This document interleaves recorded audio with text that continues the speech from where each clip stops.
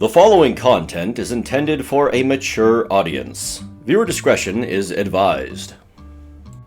Hello, I am the writer of the book ensemble series, The Legends of Theia. I am TimberPen. Nice to meet you. Throughout the various entries of my book series, often in passing, I've made reference to various altered or science fiction firearms, and I figured it was about time to make an almanac of some of these firearms. This will be the Firearms of the Legends of Theia, Part 1. I am both a firearms expert and a firearms enthusiast, with a large repertoire of experience with various firearms. I can confirm that many of the firearms I have invented for the Legends of Theia are either impossible to exist in real life, dangerous, or illegal. No modifications of any real-world firearms to replicate firearms featured in my book is suggested. In fact, it is highly discouraged. With that being said, please enjoy this almanac of the Legends of Theia's arsenal.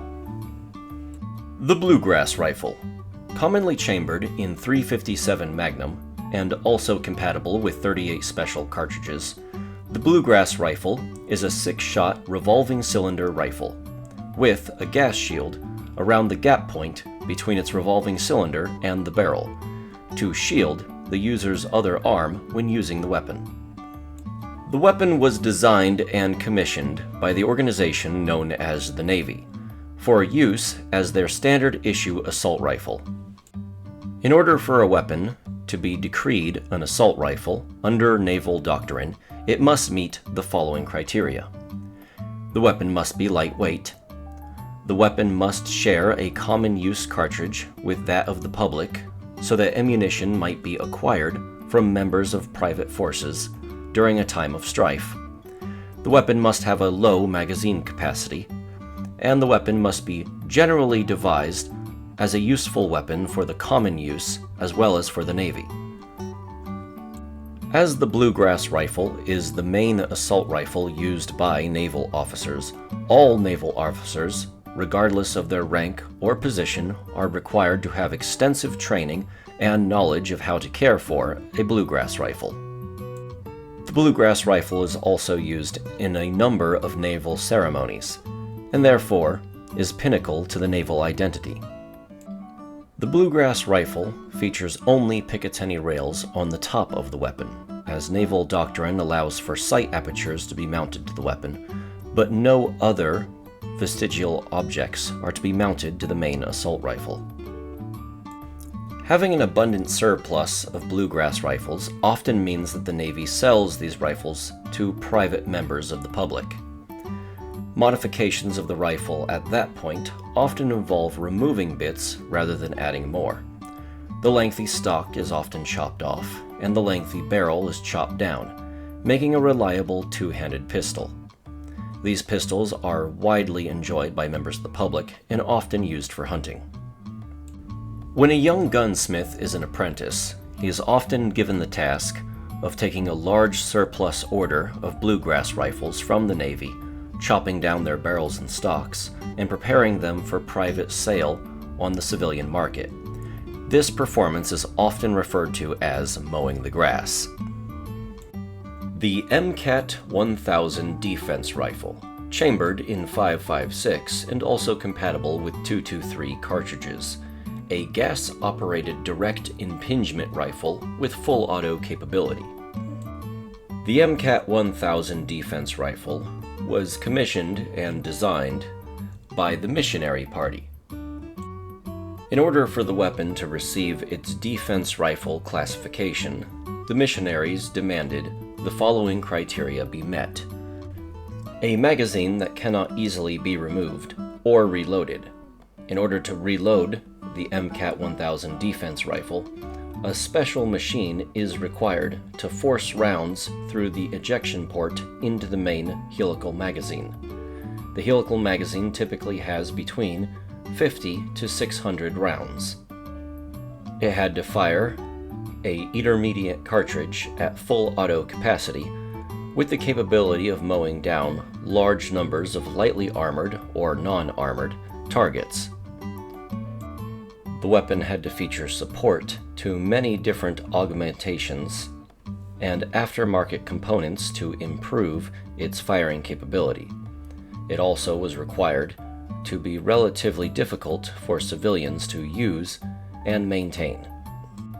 The MCAT defense rifle is a direct impingement rifle, harvesting some of the gas from firing in order to make the weapon cycle. Some of this gas is also harvested to spin a turbine, which advances a magnetic follower inside the helical magazine to maintain constant pressure on the rounds as they are slowly fed forward into the live fire mechanism. The spinning of the turbine within the magazine also adds a small amount of charge to the internal battery of the MCAT 1000.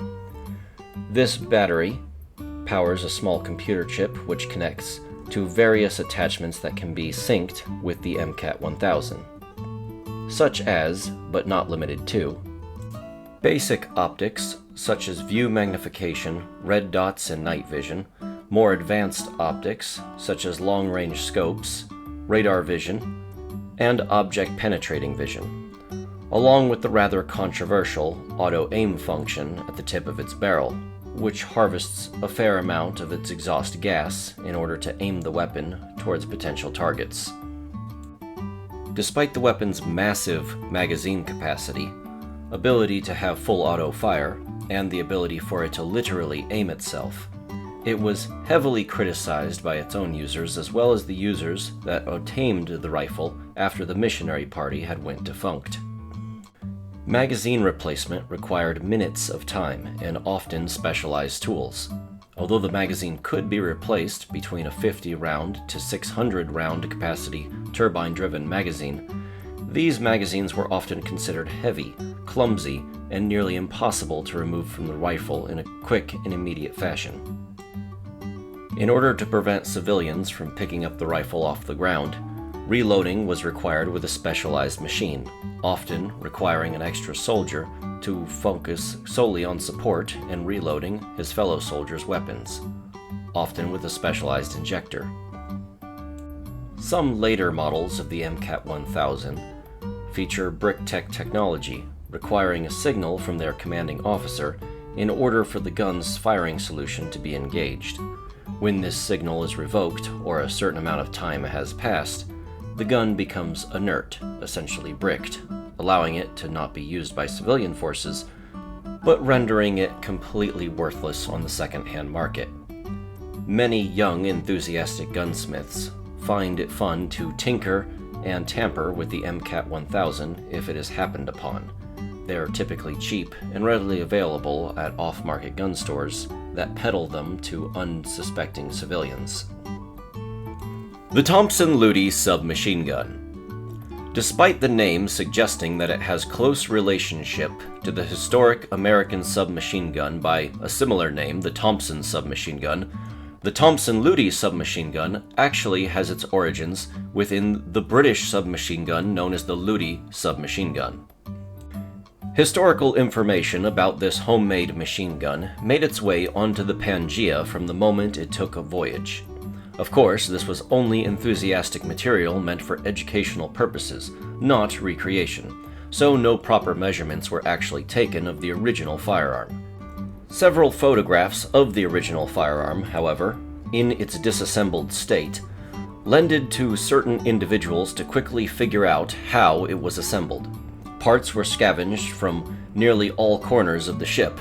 Anyone who had availability to metal quickly began stockpiling them for their less than lawful purposes. Hundreds of variations of the Lutey submachine gun began appearing all over Pangea, usually servicing the function of being the primary weapon used by mafia or other organized crime syndicates. When several organized crime groups began making their living by selling the weapon at mass production, a single robust schematic which allowed the attachment of a Thompson-style stock to both the front and rear of the gun came out on top. The weapon was reminiscent of the original Lutey, while maintaining the general shape of a Thompson submachine gun, making it beloved by nearly every organized crime group. The Thompson-Ludi submachine gun schematics being easy to find, and all of its parts easy to locate, having common measurements with many of the various pieces of equipment around Theia, along with the ship Pangaea, which brought them to the planet, means that the 9mm Thompson-Ludi submachine gun is by far one of the most popular homemade firearms available in the world of Theia. They are used by nearly every well-organized fighting group on the planet Theia, including the Navy, the Archivists, who are required to use, of course, a non-rifled barrel variant, the Humanitarian Legion, and even faux members of the defunct Missionary Party. When sifting through piles of discarded Thompson-Ludi submachine guns, it is ordinary for a picker to pick out the best components from each one and assemble them together into his preferred configuration. This could include better sight apertures, longer barrels, shorter stocks, better grips, and even double-stacked magazines, if someone is crafty enough to assemble the homemade magazine in such a fashion. Although nearly every gunsmith starts his days out at playing with Thompson-Ludi submachine guns, professional gunsmiths do not consider swapping out every component and even machining some of the components as gunsmithy itself. The common comparison often made by gunsmiths is that if gunsmithing were cabinetry, the Thompson-Ludi submachine gun would be made of papier-mâché. Puckle's Purge is not technically a firearm.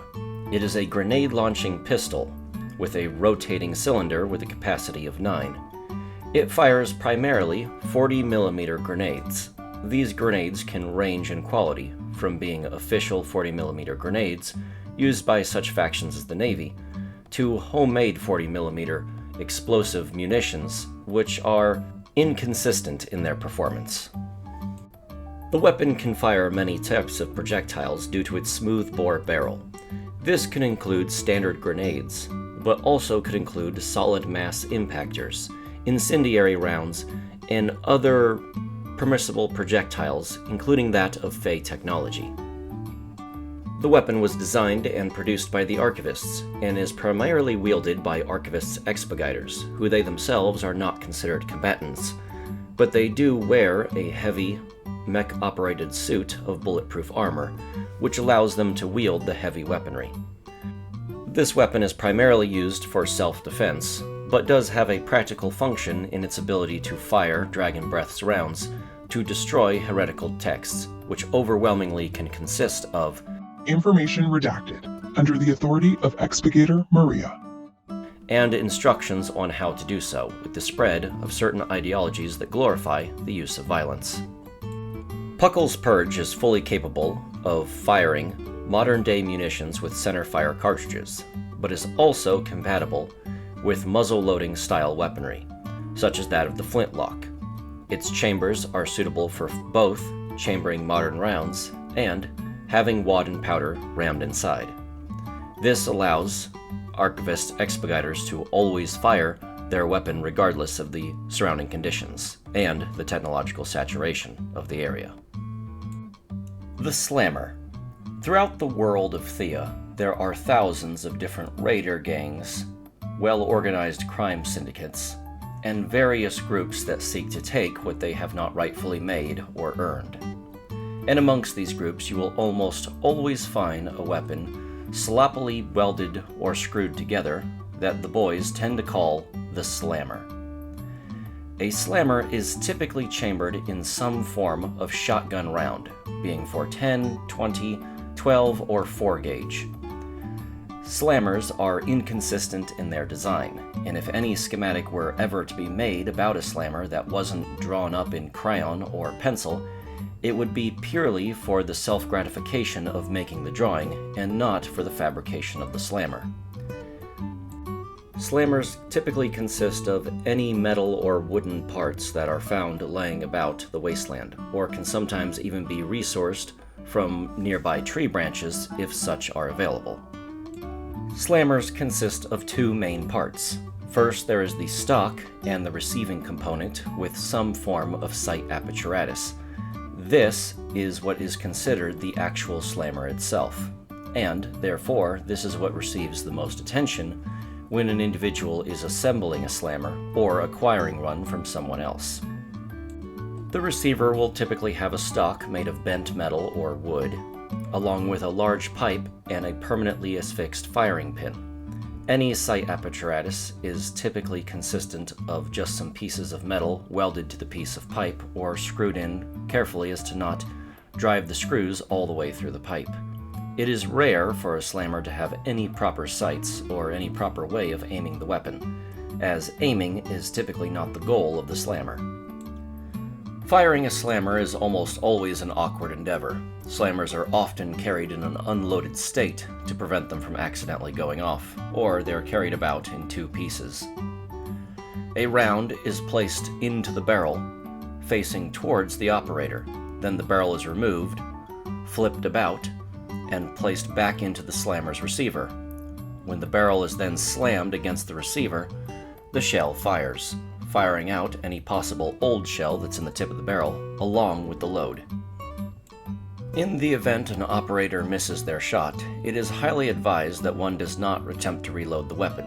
Instead, disregard the receiver and use the barrel as a club. The Calic 474, chambered in 7.62 by 39. The Calic 474 was never intended to be a serious weapon. It was adopted by no major authority on planet Earth, but found its new life on planet Theia. The Calic 474 is primarily used by members of the Legion or members of the Navy, primarily for its ability to fire 2 bullets within 1 trigger pull. It also has full auto capabilities. The Calic 474 is nothing more than a Kalashnikov AK-47 from the old world. It had been altered using the 3-dimensional layout program that comes standard with every fabricator machine. As far as handheld weapons go, the Calic 474 is an inferior weapon. It is far too heavy, far too awkward to hold, and although it fires 2 bullets with each trigger pull and has full auto capability, the ability to land those shots is practically non-existent, especially with the Picatinny rail being behind one of the major magazines. This means that all sights must be mounted in an offset from the weapon. Where the weapon tends to shine, however, is in being a mounted weapon for small vehicles. 7.62 by 39 is a popular cartridge, especially for taking down larger opponents.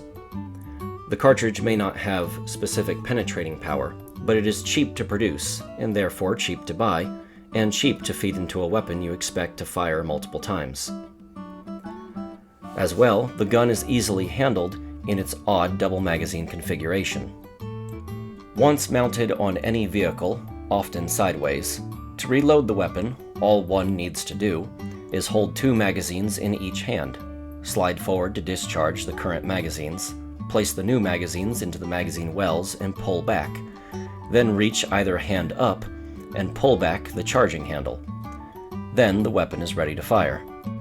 With 2 drum magazines loaded into each side of the weapon, and a competent gunner firing the weapon in full auto capacity while mounted from a vehicle, the Calic 474 has found a beloved place in planet Theia as a reliable firearm. Obviously too cumbersome to lift and use in a single rifle fashion, but as a cheap mounted weapon that can easily be attached to any vehicle, the Calic 474 is indispensable, and there are many factions who seek to have them in large number. The FMF, or the Freeman Modular Firearm. The FMF can truly have no uniform description. Although it is commonly found in 223 and 556, every available round in the market could be fed into the Freeman modular firearm. With an upper receiver and 2 lower receivers, being infinitely modular and swappable, the Freeman modular firearm can be truly made into any weapon that the user suits it to be. It could be made into a shotgun, that is bolt action, or it could be made into a full auto machine gun, with only the swapping of a few parts. The history of the FMF trails back to Old World Earth. There, the weapon was designed and made as a celebratory token for global gun rights being established for all humans on planet Earth. Record crime drops across the entire world meant that celebration was in order, and the FMF, to celebrate the newfound freedoms that the world found, was developed, produced, and sold globally as nothing more than an intrigue enthusiast item. However, the weapon's functionality and use in all available gun-related matters meant that it soon became the #1 gun sold across the entire planet, as well as Jupiter, and heavily preferred amongst certain mining communities that drift from planet to planet. On planet Theia, this particular style of weapon can sometimes be hard to find, due to its components not always matching up with the components currently on your own weapon, and for them being somewhat costly and typically associated with refined, high-quality firearms.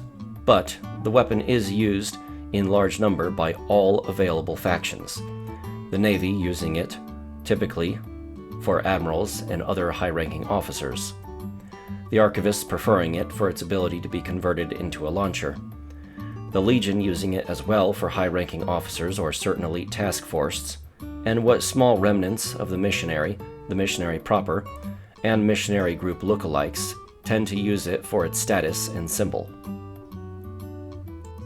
The Breakvac 50.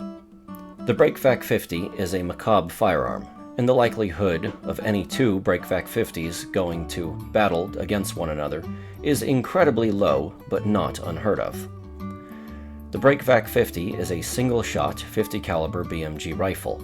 However, a large air tank had been affixed to the front of the weapon as well as a vacuum pump. This single-shot vacuum chamber rifle tries to make the most out of every expensive 50 BMG round. The 50 BMG round is difficult to find, difficult to manufacture, expensive to buy, and prone, with decoy dummy lookalikes on the market, to fool unknowing buyers. The rifle itself is not nearly as expensive as an entire satchel of its ammunition. By applying a vacuum to the inside of the rifle's barrel, it is expected that the operator will receive the benefits of the full potential expansion of the powder stored behind the bullet within the shelled cartridge. Planet Theia being populated by terraformers, large monsters, heavily armored vehicles, and even heavily armored assailants such as raiders and rogue military groups, it would only make sense that one would seek to not fire this weapon twice. Therefore, its vacuum chamber modification makes sense.